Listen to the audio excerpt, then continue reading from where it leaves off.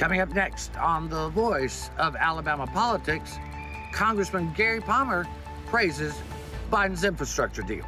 Kind of. Also, the governor names Liz Fillmore her new chief of staff. And Mike Hubbard's latest scheme exposed. You imbecile, you bloated idiot, you stupid fathead, you...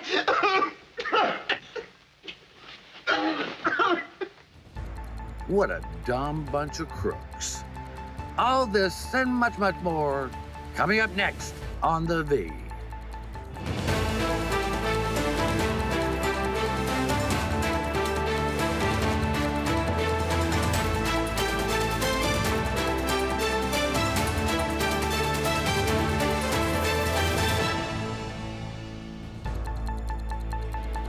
Welcome to The Voice of Alabama Politics, where we tackle the tough issues so you have the hard facts. I'm your host, Bill Britt, and I'm joined today by Susan Britt, research guru extraordinaire, Josh Moon, columnist and investigative reporter at APR, and Angie Horn, Republican strategist and all-around great person. Yes. Yeah. How's everybody? I would like to revisit my intro, please. Yeah, don't we all? Interesting week. Governor Kay Ivey, as we predicted last week, has named Liz Fillmore as the next chief of staff. Angie, I know you wrote about this on Facebook. What's your thoughts? I think it's wonderful. You know, Liz Fillmore being a female chief of staff to a female governor in Alabama is outstanding. She is kicking down a door for other women to run through after her. Oh, yeah. And, you know, she's just one of many conservative women that have done this. Governor Ivey, Chief Justice Lynn Stewart, Dr. Marquita Davis was the first female state finance director. Beth Chapman as Secretary of State received more votes than anyone else on the ballot. And the list just goes on and on and on. And I'll tell you, you know, conservative women are doing great things in Alabama. And although we've been doing it for a while, it's just getting started. And I think you'll see pretty soon we'll have the first female U.S. senator from our state. I can't wait to see it. I could not agree more. I am so pleased and so proud that these women are kicking down the doors. And I'm looking for Katie to kick down the next one. It's going to be a great day for Alabama women. Josh, I don't think you and I have, I congratulate her on that appointment. I'm looking forward to getting to know her better. There are also some other changes at the governor's office. I mean, Angie, you worked in the governor's office before. How do these changes like this affect the running of the office? So when the changes are internal and you're bringing in people that have worked there before, it's really usually a pretty smooth transition. People know each other, you know your personality and how you work. So these are, I think, will be with Bill Poole and Nathan Lindsay, I think will be fairly smooth transition. Susan, Bill Poole is not only going to be finance director, but he's also going to be senior advisor to the governor and to Liz Fillmore. I'm really pleased about that because Bill Poole, my experience with him in the legislature, he is very meticulous. He's very, he thinks everything through to the nth degree. I think this is going to be a really good move on Kay Ivey's part, is to put him as part of her cabinet. More in her cabinet than he is now. I just think it's a great thing. Nathan Lindsay and Brooks McClendon, both who have worked in the governor's office before, they are also going to be part of that team. They move up to be deputy, both take the role of deputy chief of staff. Mm-hmm. Josh, let's get on to something that I know you're excited to talk about. The Democrats passed a bill that will put about $2 trillion in infrastructure. It was signed by President Joe Biden. That money will bring about $7 billion to Alabama for roads, bridges, clean water, and broadband. What do you think about that? Yeah, I think if you look at what all it's bringing here for the amount of money that we're going to get for our roads and bridges, which I think we all can agree definitely need some work. Mm-hmm. And then also, don't forget about broadband. The broadband portion of this is going to help a lot of kids around this state that we saw over the last 2 years with parents sitting outside of fast food restaurants trying to glom onto Wi-Fi because they don't have an option at home. for their kids to do their homework. I think that's something that's pretty big, and it's also something that's pretty big to attract business to the state as well. You can't. It's hard to keep bringing in businesses left and right if you can't support it with the infrastructure that's necessary. Angie, not a single member of the Alabama Republican Congressional Caucus voted for this piece of legislation that will do good work for Alabama, but they just didn't like everything in the bill. Right. It's not unusual for legislators from both parties to vote against legislation if there are parts of the bill that they don't like. And although that there are great things that will come from this bill for the state of Alabama, there were a lot of things in that bill that were objectionable to Republicans. And I think that that's why you saw the entire Alabama delegation vote against the bill. Such as? Yeah, but What was objection in the bill?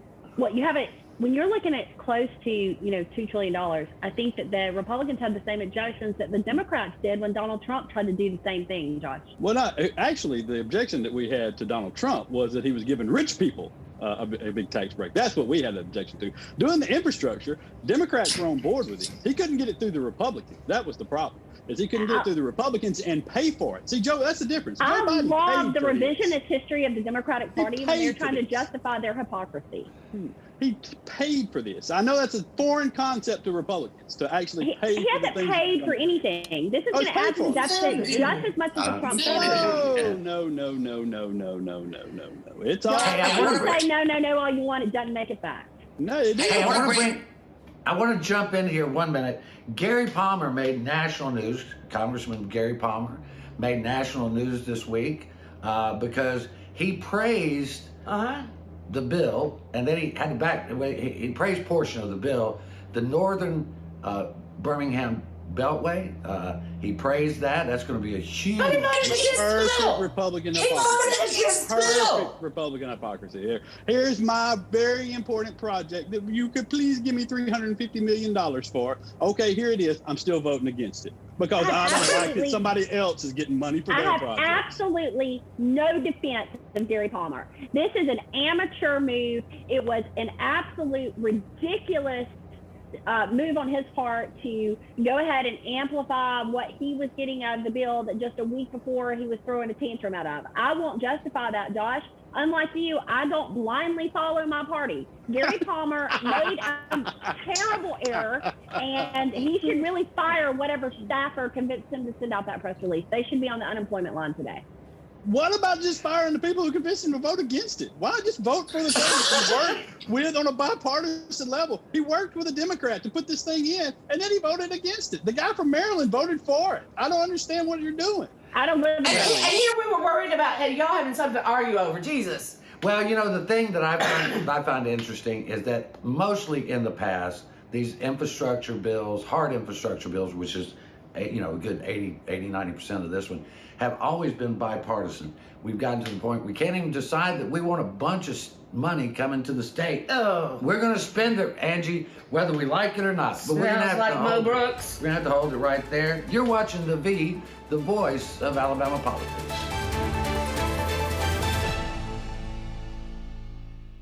Whether I am in Margaritaville enjoying a cheeseburger in paradise or cruising around on the Gulf of Mexico, I always make sure to vote. I am Jimmy Buffett, and I want to encourage you, too, to become a registered voter and to obtain a photo ID so you can have your voice heard and your vote count just like me. It is 5 o'clock somewhere, but fortunately, you have from 7 a.m. to 7 p.m. to get to the polls and exercise your right to vote. Keep making a difference for Alabama.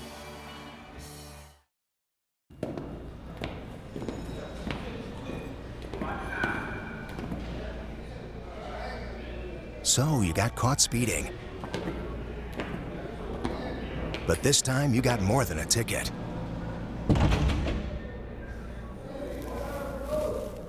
What are you in for? Vehicular homicide. Stop speeding before speeding stops you. Drive safe, Alabama. A message from your Alabama Department of Transportation.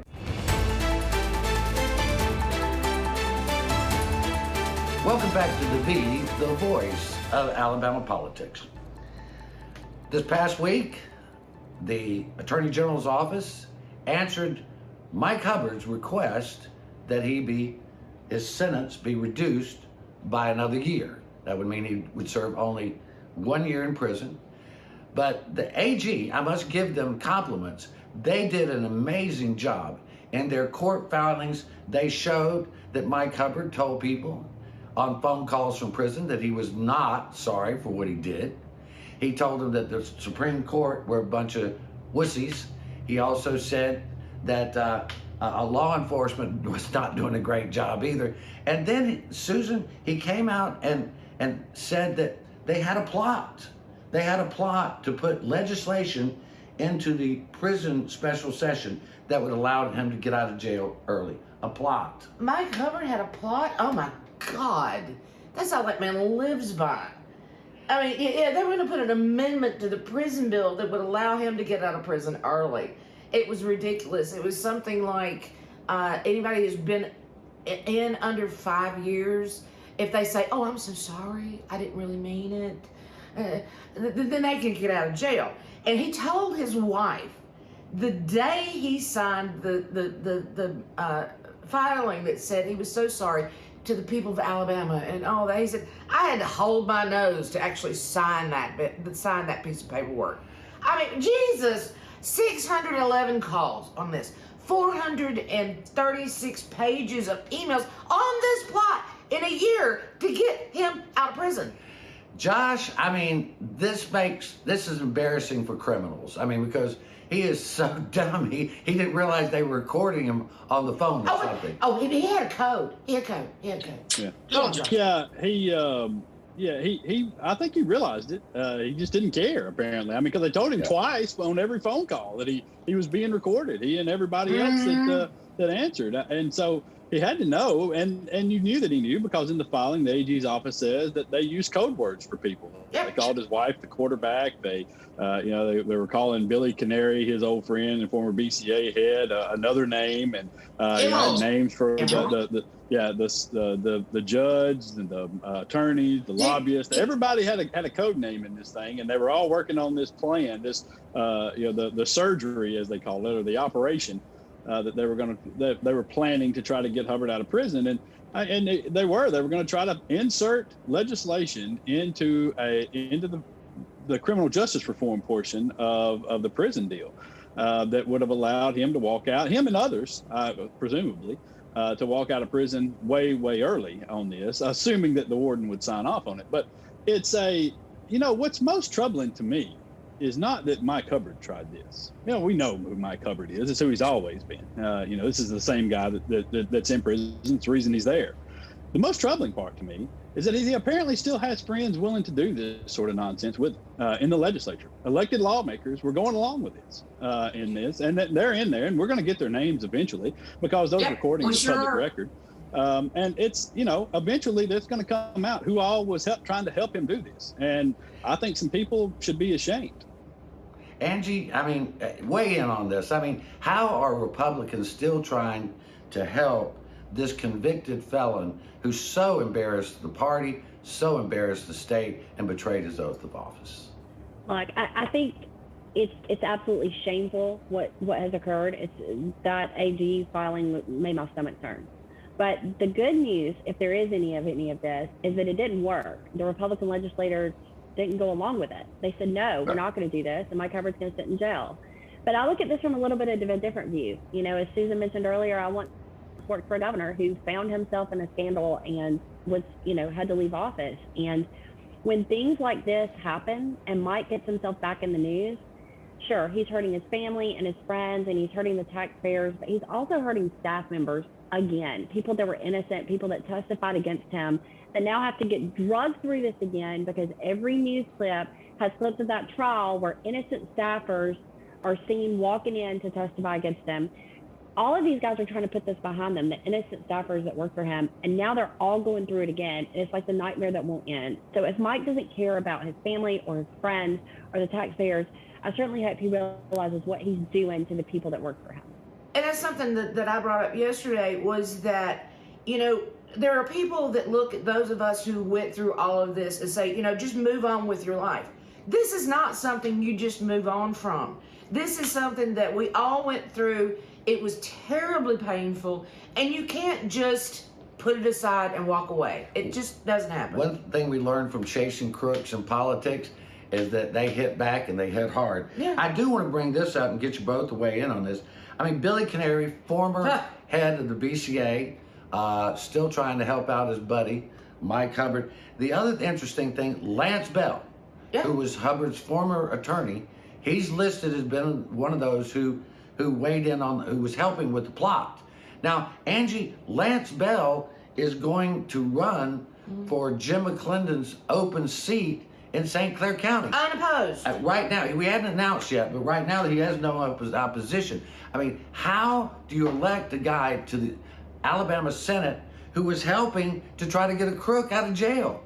The way you elect him is no one runs against him. And right now, Lance Bell is an unopposed candidate for the state Senate with close to $60,000 in his account. So the way you elect him is no one else steps up.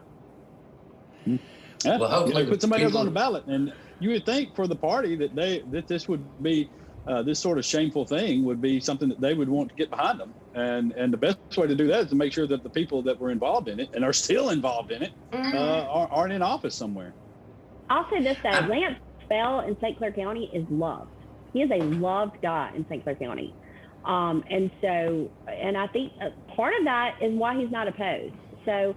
You know, a lot of this is sort of inside baseball. We all follow it. We've all read the filings, but I'm just not sure how many people outside of the bubble, the Politico bubble, are even aware that this is going on. Yeah, we lived in St. Clair County for a while, and he's beloved, but he's not the sharpest knife in the drawer, okay?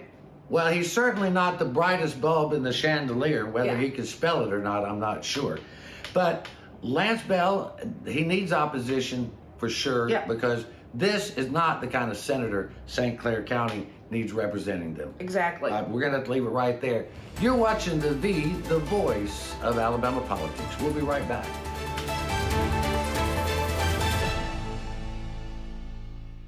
You'll never guess what 400,000 people in the U.S. were using when they crashed their cars last year. No, not this. This. Distracted driving will kill you. Drive safe, Alabama. A message from your Alabama Department of Transportation. Whether I am in Margaritaville enjoying a cheeseburger in paradise or cruising around on the Gulf of Mexico, I always make sure to vote. I am Jimmy Buffett, and I want to encourage you, too, to become a registered voter and to obtain a photo ID so you can have your voice heard and your vote count just like me. It is 5 o'clock somewhere, but fortunately, you have from 7 a.m. to 7 p.m. to get to the polls and exercise your right to vote. Keep making a difference for Alabama.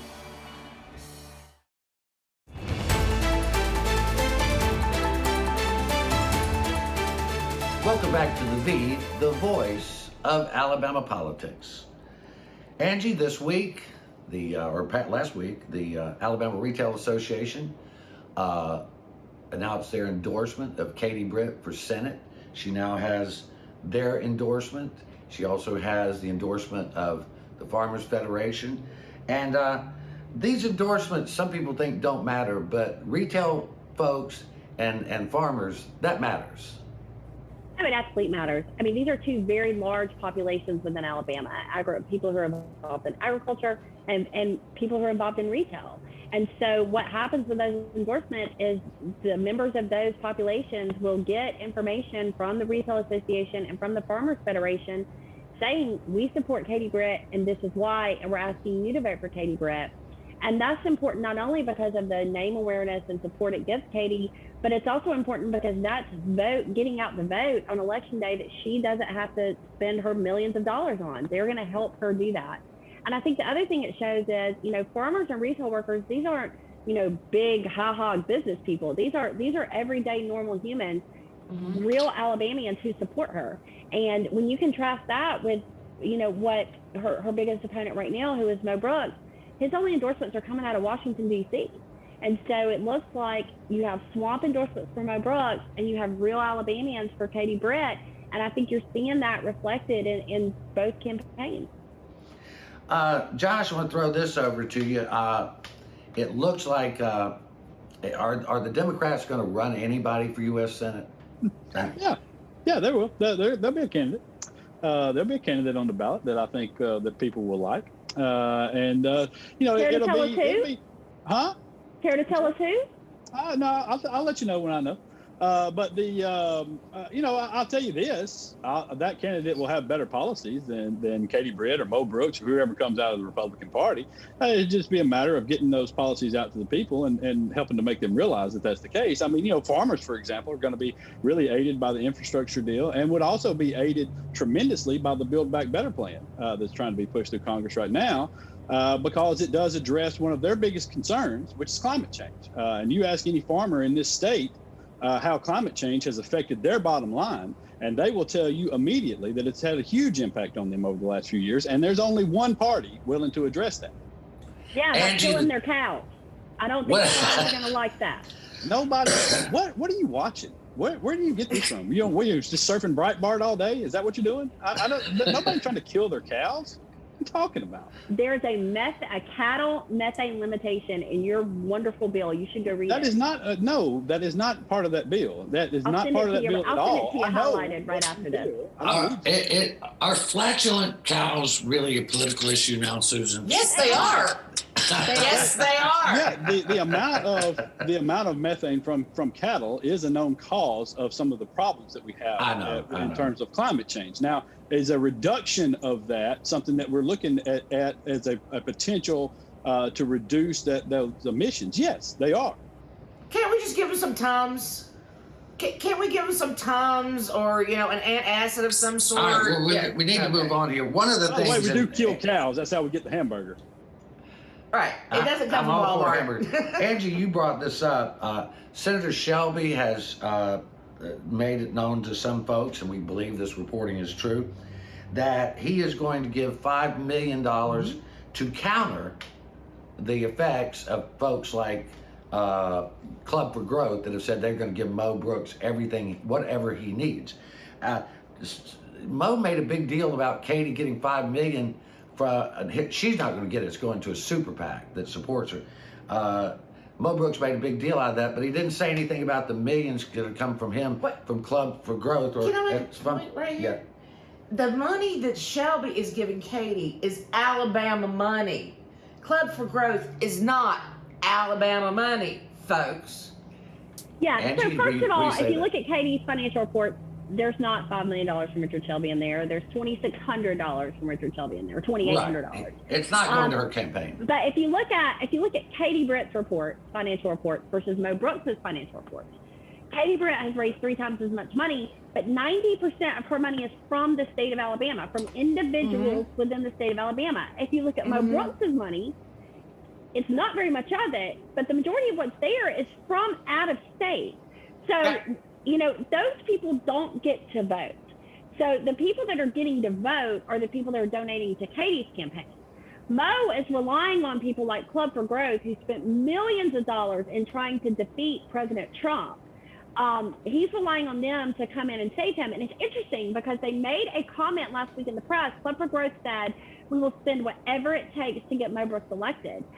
People, DC and Club for Growth are trying to buy Alabama's election, and they have said they will buy it. They will spend everything they have. They don't care what Alabamians think. And Mo Brooks and the Club for Growth think we're for sale. Mo Brooks put out a for sale sign. Club for Growth bought it. Yep. Josh, I mean, how do you think people in northern Alabama, especially the Huntsville, Madison area, how are they looking at this race? You got any ideas? Yeah, I mean, look, personally, I mean, I hope they both bludgeon each other into submission. But I mean, when you look at Mo Brooks, there's a reason why out-of-state interests are supporting him. All right, and it's because he's doing things that make out-of-state interests happy. All right, he's not doing things that makes necessarily Alabama interests happy. And I think that's what they're looking at, is a guy that has voted against some of the biggest contracts that would come to northern Alabama in his district, and a lot of the defense contractors up here. He has voted against a lot of the funding for those measures that have aided his own district. And so I think that's very appealing to a group of people who are looking for those things to go to other states. And so I think that's what we're looking at when you talk about Mo Brooks. I think a lot of people up here have slowly begun to realize that he's really not done that much in the 10 years that he's been there, other than make a lot of noise, yapping about things that'll never be passed in anybody's lifetime. Susan, we got about 30 seconds, but everybody's been kind of quiet except for the two front runners. I mean, Mike Durant, he's been running some ads. Linda Blanchard, we don't hear much from her. Jessica Taylor. You think this is just a slow season right now? It may be because we're running into the holidays. I'm not sure, but everybody else seems to be really, really quiet right now. I mean, Durant made a big splash. I'm surprised he actually showed up in the poll that was run, the latest poll that was run, that at 17% of people actually knew who he was. I was really shocked by that. So we'll just have to see what ramps up after the holidays. All right, we're going to have to leave it right there. You've been watching the voice of Alabama politics. You watch us because we watch them.